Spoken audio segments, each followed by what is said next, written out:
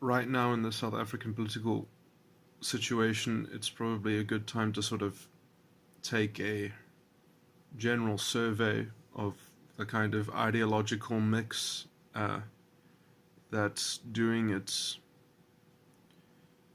tumultuous, slow, grinding process of slipping further and further into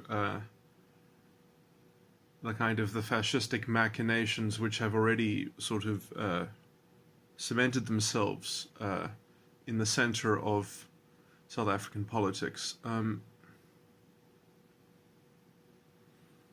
There's a lot that can be unpacked and looking at how things are happening. I mean, it's the parallel between this and Hitler's rise is in terms of the destabilization of the Weimar Republic. It literally is history repeating itself in almost every single dimension. You have the same kind of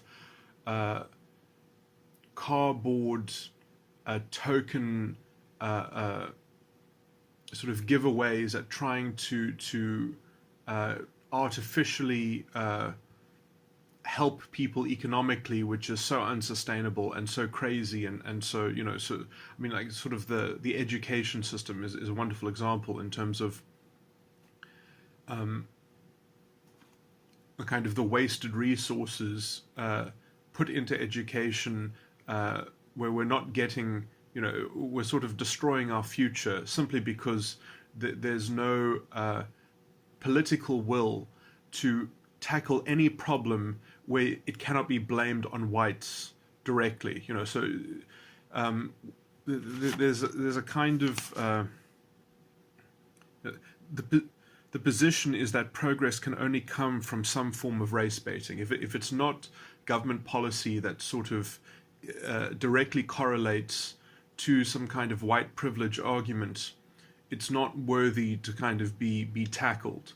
And so you've got this weird sort of societal vision of a weird kind of shared accountability and blame for the collective outcome of society, for the entire society, but you can only look at one side of what is causing problems. You can't take a general accounting of things, and the only kind of problem on the other side is that people are taken in by arguments that come from the side of white privilege. So it's a very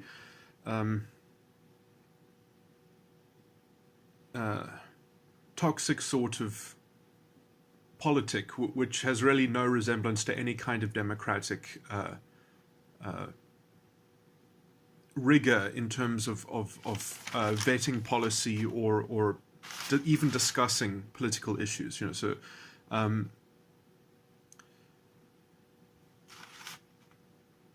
that could probably be described in more stark ideological terms with recourse to.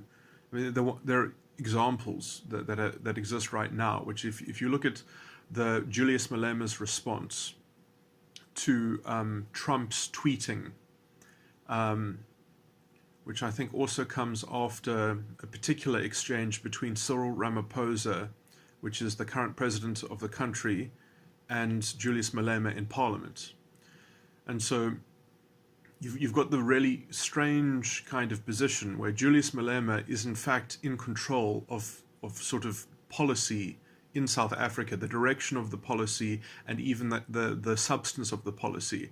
So it's almost as if Julius Malema is leading policy in the country, and Cyril Ramaphosa is the controlled opposition, as he is effectively being controlled by the fascist elements within the ANC. And so you've got this weird thing where Cyril Ramaphosa will say, we're going to release state land to people, and then Julius Malema gets to kind of correct him that no land must be released to people because they're not ready for it. And so his kind of neo-apartheid solution is that people need to be fostered by the state, by some kind of illiberal, I mean, it almost has the same rationality as apartheid, just it's going to be done in a benign way. So it's a kind of, and to point any of this out, so the kind of solution that he even proposes is, a specious form of democracy, which really has all these inbuilt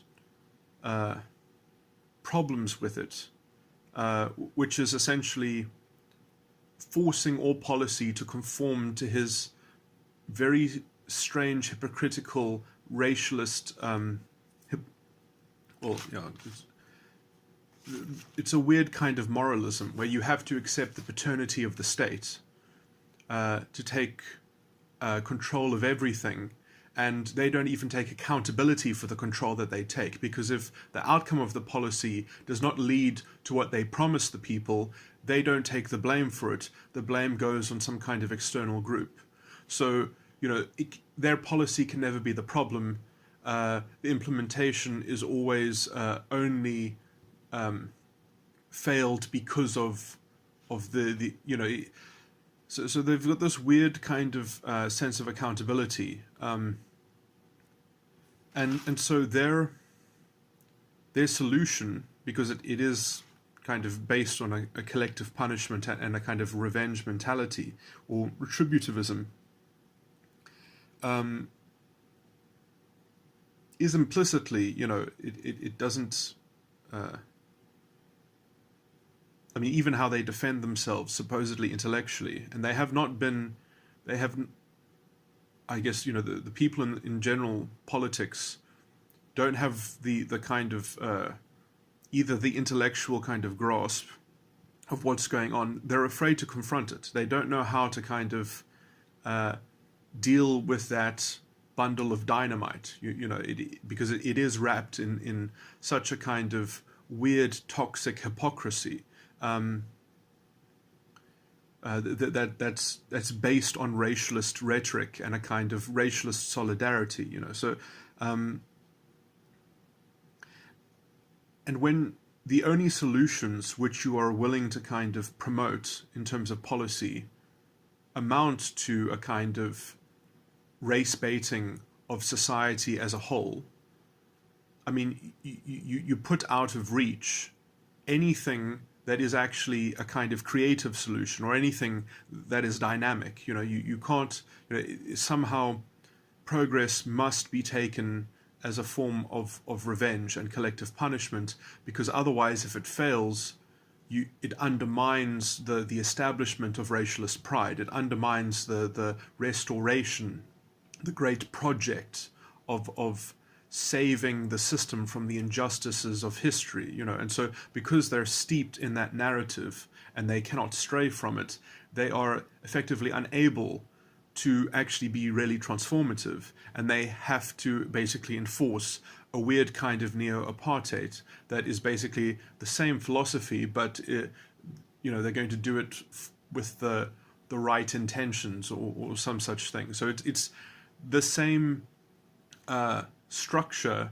It's going to be done by the right people, in inverted commas, and for better reasons, to sort of have a happy ending to the story that should have taken central stage. And so it locks people into that narrative, and it forces a kind of twisting of facts just to feed that moral hysteria, to support that version of events and facts. And so the reason people are poor is because of white privilege. It can't be anything else. They cannot even ask that question honestly. They cannot actually have the speculation. It is it would mean to undermine the expediency of revenge. It would mean that you would actually have to learn something about how things operate, not just obsessively focus with some ideological reduction of how oppression works. So it's much easier to be an expert in oppression than to be an expert in liberation. And so this is essentially what they've got. They've used some kind of theory of oppression which insulates them from having to understand anything, essentially, and from ever having to exercise any kind of humility or ever having to engage in any kind of authentic debate where they haven't already framed the racialist race baiting at the start. And if you try to confront that head on, well, I imagine it's not going to go much different in how the fascists conducted their well, there is no, I mean, if you just look at, I looked at these two YouTube videos subsequently. If you look at the exchange between Cyril Ramaphosa and Julius Malema in Parliament, where he got Cyril Ramaphosa to say, to give a kind of summary of the policy of what is intended to do in terms of releasing the land.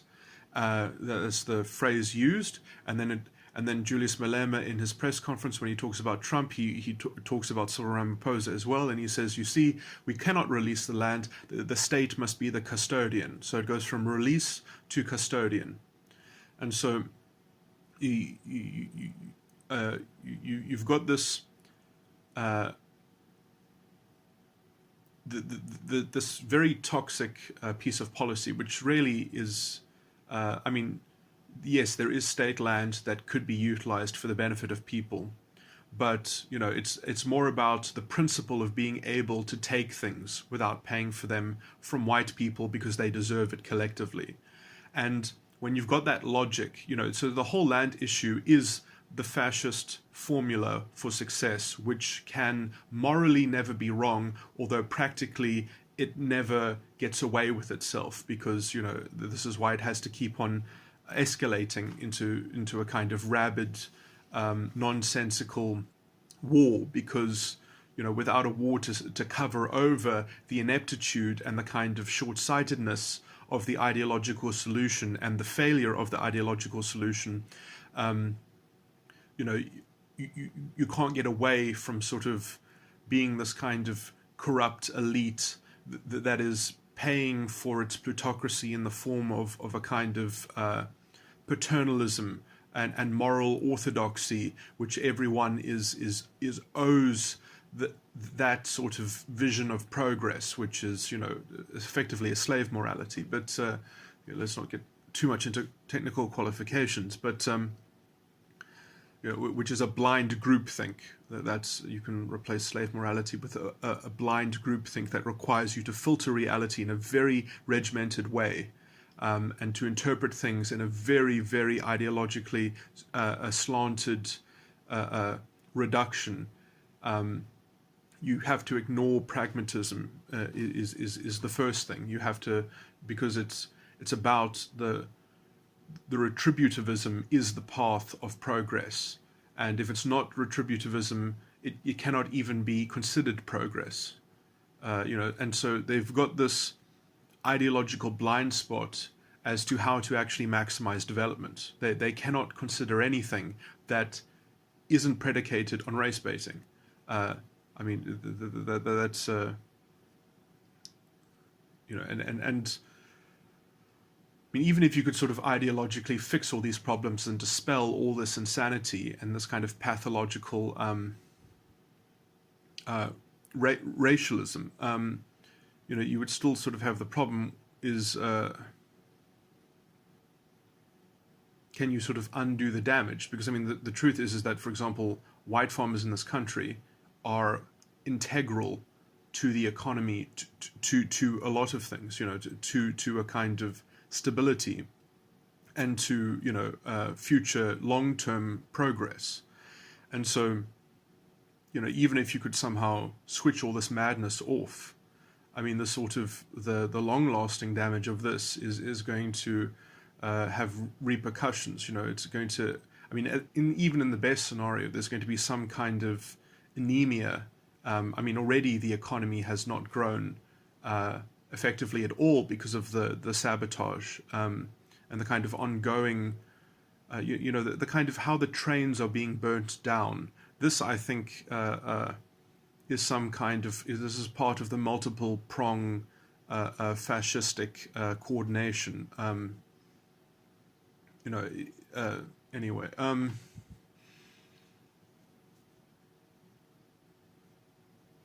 that, so sort of the use of burning things down, or that at least also has a direct historical correlation with Weimar Germany. But circling another point, which I want to get into making.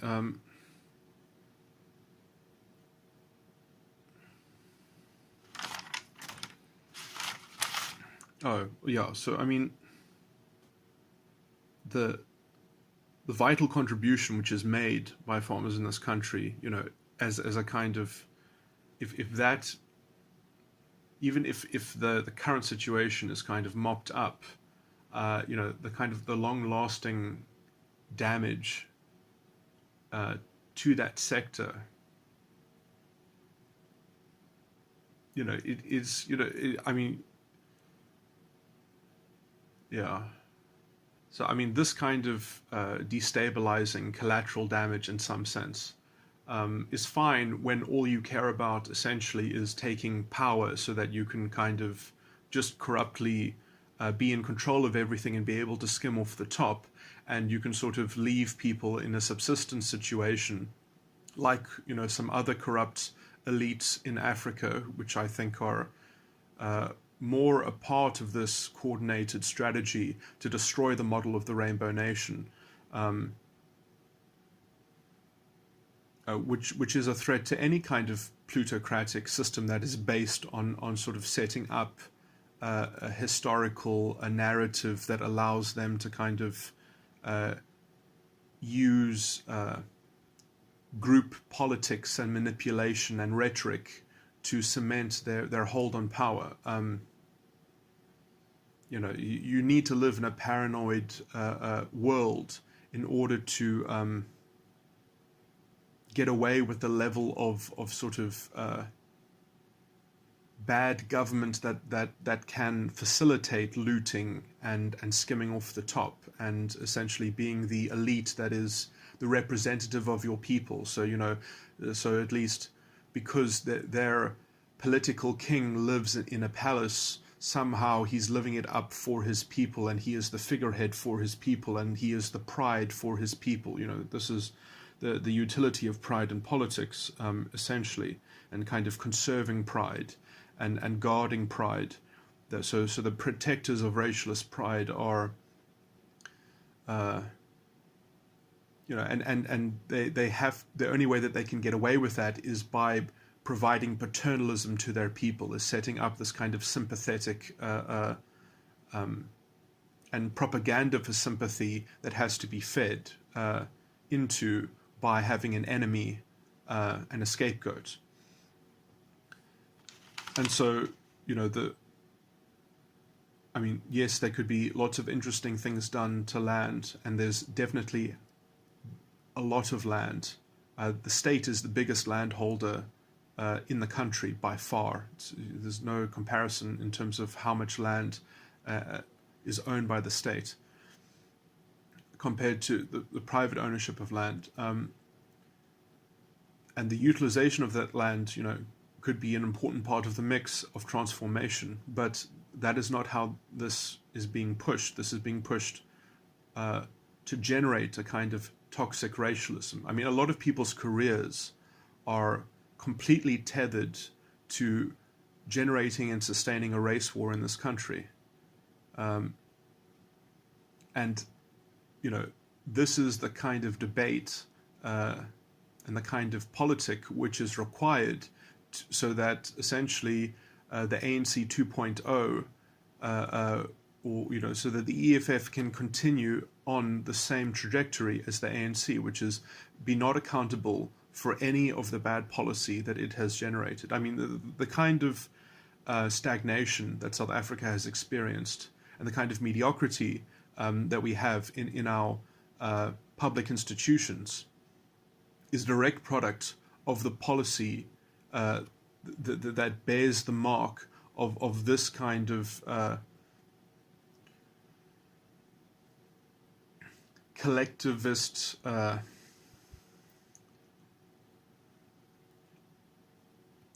reappropriation of accountability.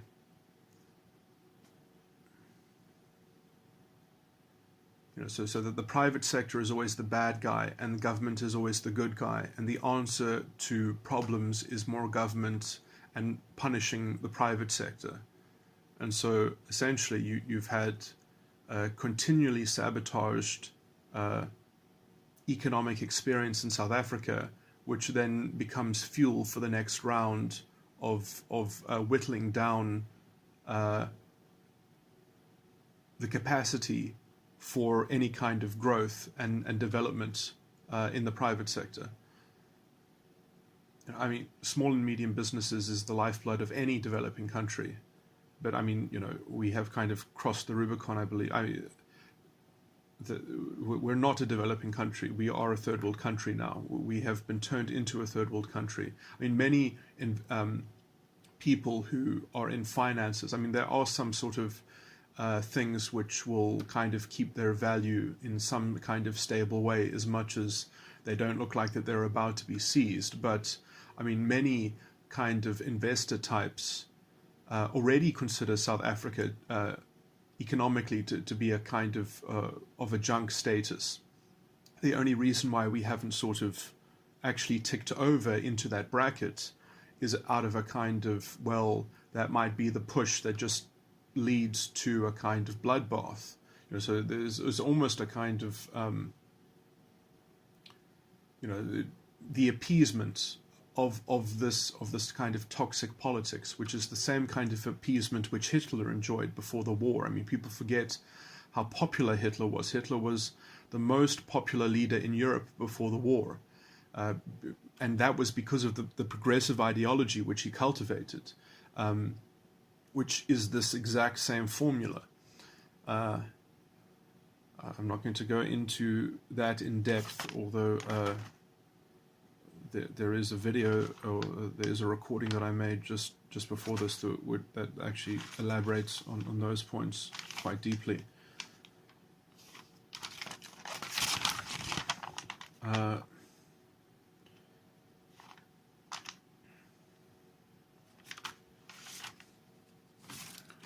lot of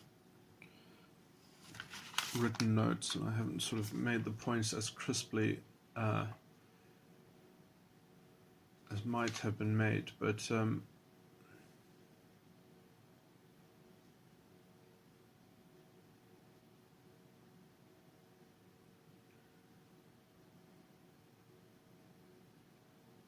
I mean, the kind of critique that could be laid out in a political challenge and confrontation with this ideology head on is that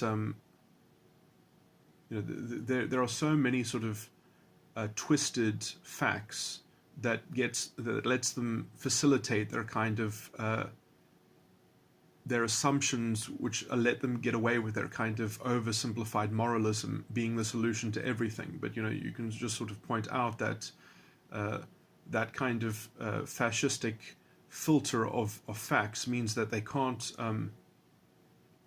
they're not able to diagnose the actual problem, and there's a lot of overt disingenuousness in how they diagnose the problem and then offer a solution, and they are kind of forced to not be able to own any responsibility in terms of ideologically designing the corruption which we suffer from and the destabilization that we suffer from. And obviously their solution is that, well, it's because it wasn't done by the right people and it wasn't done violently enough, that if they knew that we were serious and if we did it in a kind of in a more expedient way, then the magic would really switch on. That almost what's missing is that it hasn't been rough enough, and because it hasn't been rough enough, we haven't gotten the progress that in principle, so sort of there's a principle at play that there's a kind of an emotional zero-sum game,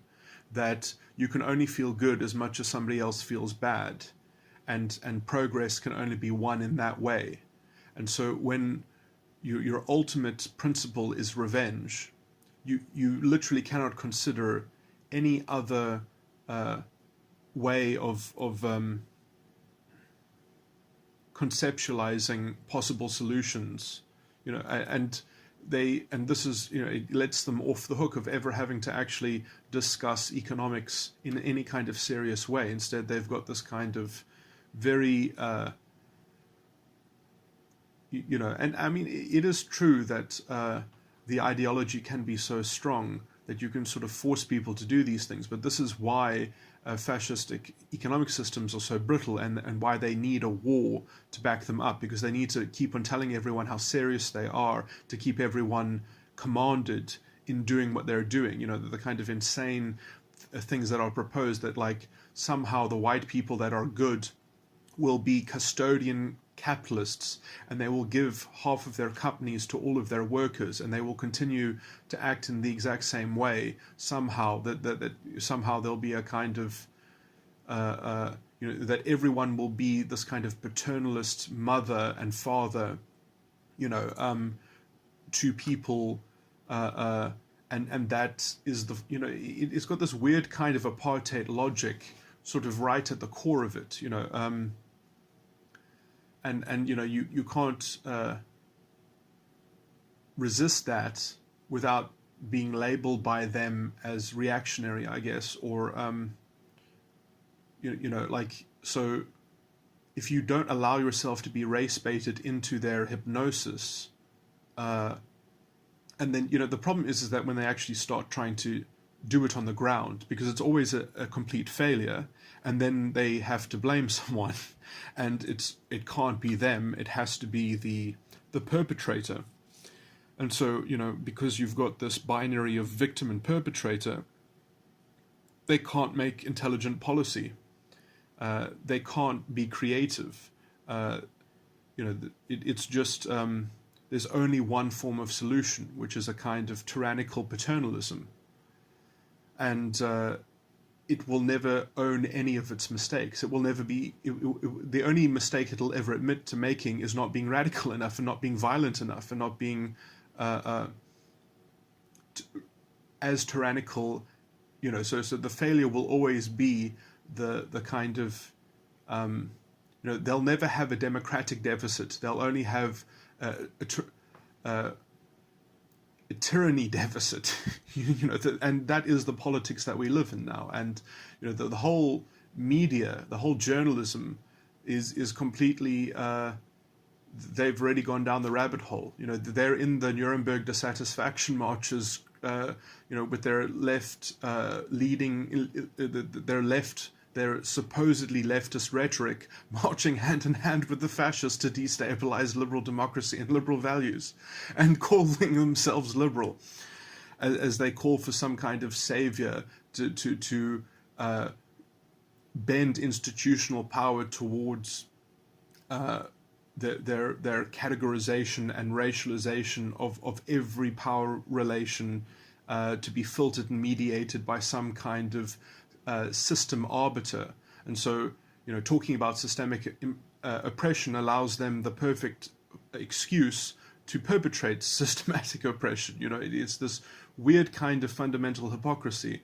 But I mean, that is how the ideology and philosophy was designed, is that it is the fascist philosophical category, conceptualization of society. It is the fascistic conceptualization of society that that just has an equality of outcome, so that it can believe that the principle of equality of outcome, so that it can tell itself that it's not actually racist. So because it has that extra belief, which actually never comes into practice, because as the equality of outcome gets frustrated, then they have a more excuse to be more and more fascistic.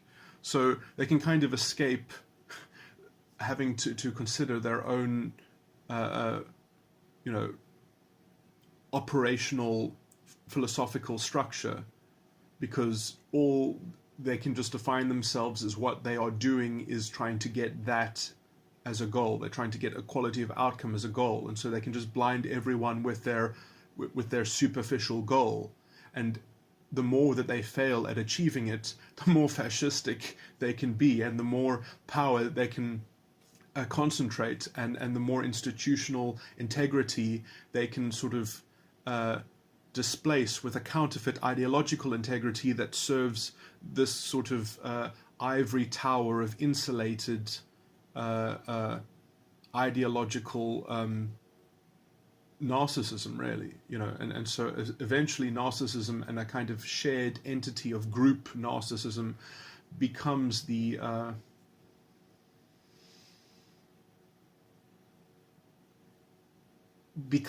definition of a kind of morality. And this even comes up when they talk about, well, this is the black experience, this is the black truth, this, that truth and becomes racialized so that they can get away with this narcissism, this kind of project of a kind of shared narcissism that must have an equal outcome with other people's shared narcissism, although it's experienced relativistically, and so you can never actually know too much. You can only compare between them with an equality of outcome. And how can you have things that you think are essentially different having an equality of outcome? You can't share a society if that is your fundamental framework. And so eventually in the practice of this, you have to get a kind of separate but equal development, and then you have the kind of which is that is the principle underlying all of Julius Malema's rhetoric. He doesn't say separate but equal development because he doesn't want it to be separate. He wants to take it from people. So he wants to include it in the pool so that they have something to scapegoat. They have something to put the blame on. So it's a kind of, as a collective entity, it has something that absorbs all the blame. I mean, it literally is the ideology of a scapegoat, and so that they can get away with being false prophets because they never have to take any of the expense of being accountable for their own crazy policy. So, the worse things get, or, it's because people don't give them the moral authority which they claim for themselves. So it's because other people don't just sort of automatically concede to their narcissism and their relativism. That is the problem, is just because people won't let them have their ethno-fascistic value system. It's I mean, the only thing I can say is that, the reason why there are always people who are prone to think like this is because 20% of the population, of any population, has a personality style which lives on social politics in some sense, and this comes out most strongly when you are looking at borderline personality cases. There are different sorts of behavior like this, but and some personality styles fit the stereotype much more strictly. Some have the same belief system, but it never kind of metastasizes on a kind of collective level. But usually you'll have cliques and you'll have groups of people who have this kind of ethos that is about us and them, and they need that us and them in order to feel, so it's a kind of fake morality in some sense that helps glue those people together, and generally these people are avoided by most people who see through it. There is often these people always have some drama in their life. They always have some story, and if you actually trace what they do and you trace their decisions, I mean, you actually find that a lot of the stories happen to them, but they literally engineered them. I don't even mean subconsciously. I mean, they actually manipulated people in order to precipitate the story, because they could use that story to force people in their in-group to do things for the good of the situation. Okay, that's slightly tangential, I guess, but so there are people who kind of intuitively they need a political vehicle to be their personality, and these people generally hold everyone back. I mean, in successful societies and successful cultures, these tendencies are identified as being toxic. They are kind of, there are it's the kind of Medea sort of personality in some sense. I mean, often you don't get to the point where you uncover the dark machinations, because it is very contrived. It is a cunning thing, and usually you don't get to see behind the scenes, because they concoct things so well that a white person should never be able to actually someone with that identity is not allowed to even get to the point at which they might press the issue. Like there's some kind of cosmic law which is used to kind of keep the narrative safe and to keep it insulated.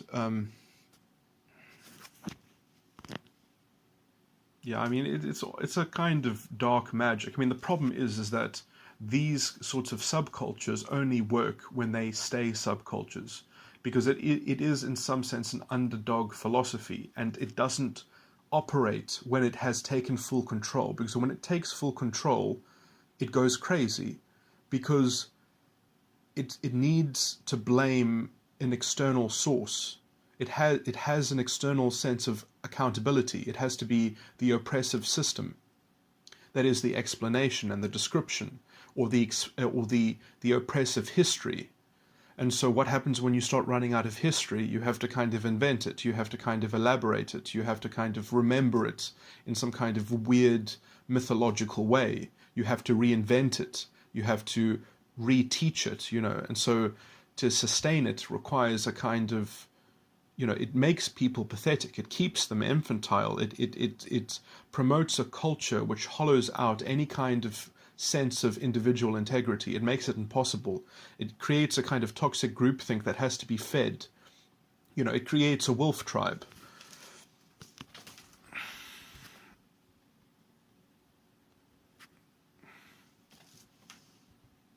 And, a lot of politics, a lot of these people who have these sorts of personalities that call themselves liberal, they will appropriate anything. They will displace semantic, that's how they get away with it. That's how they get away with controlling the kind of the law of what governs this, is that they'll just go for the language. They'll just, that's the level at which they will control the social politics. Is that they'll find some common notion of integrity and they'll destabilize it and they'll displace it with their own version of a counterfeit.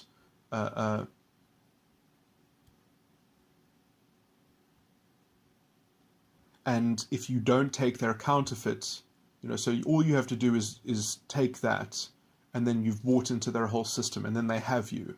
So you have to kind of, and the more they kind of assimilate things into their system, the more that they can just sort of expect, we've got it all under our spell, and this is why these sorts of cultures have always, like the Ku Klux Klan is the best sort of example of this, because they had grand wizards, and the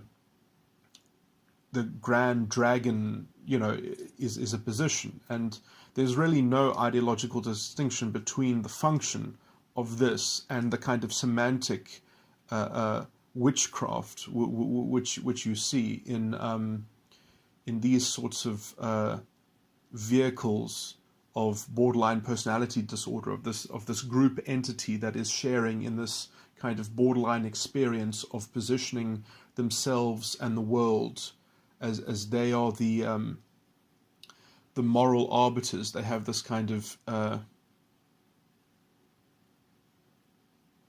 this monopoly on orthodox morality, and and this is why they have problems communicating with someone who doesn't already concede to them a kind of orthodox.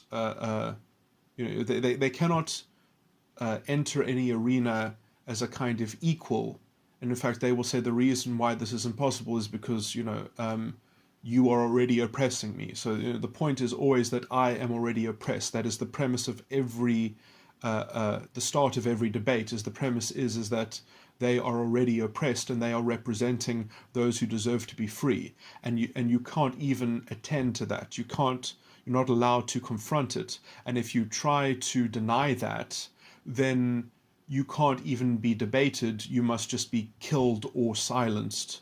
You must just be bullied into stopping. And so, this is the end of democracy, fundamentally. So right at the core, right at the outset, they have created a wall, an ideological barrier to abolish democracy, and then they just get away with calling what they do democracy, and then it becomes the same kind of toxic legal positivism of a twisted legal framework where they make the decision and then they make the law afterwards. And they'll write whatever, it doesn't matter. The substance of the law is literally, it's just a hollow shell. And obviously the South African framework doesn't work with that, but when you've got this much Napoleonic ethic in the system, it doesn't make a difference, because the executive is meant to be the moral arbiter, is meant to be the representative of the orthodoxy which we deserve to be controlled from. And they, obviously, to operate, are going to have to concentrate large amounts of power, because that's the only way to abolish structural oppression. And so, it's a tautological spell. And, all you need to do is keep enough moral hysteria that no one can ever think about it for long enough to see through it. And this is how Hitler became the most popular leader in Europe before the war. Before the war, everyone thought Hitler was amazing, except the people who could see through the rhetoric and know what he was, which is a pretender.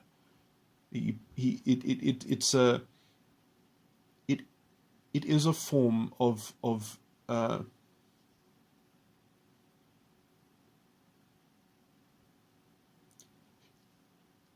it is a pseudo-religious claim about the redemption of society,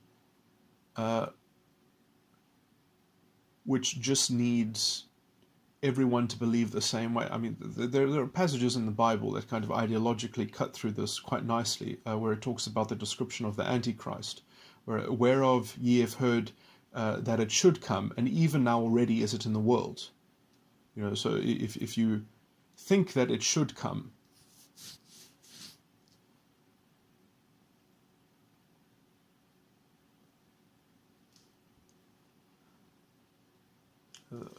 I'm not going to go into the grammar of how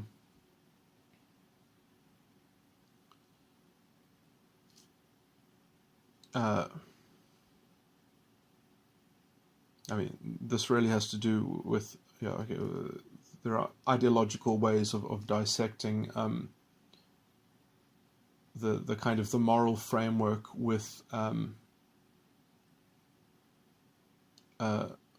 a kind of a specious conceptualization of time, but the philosophical treatment of time is quite a broad subject, which is not even in the mainstream. It's not really considered. I wouldn't say it's well understood, and it is the cause of a lot of bad ethical systems, which sort of generates predictable problems. Anyway, this is too tangential now, but I'm just going to end the recording.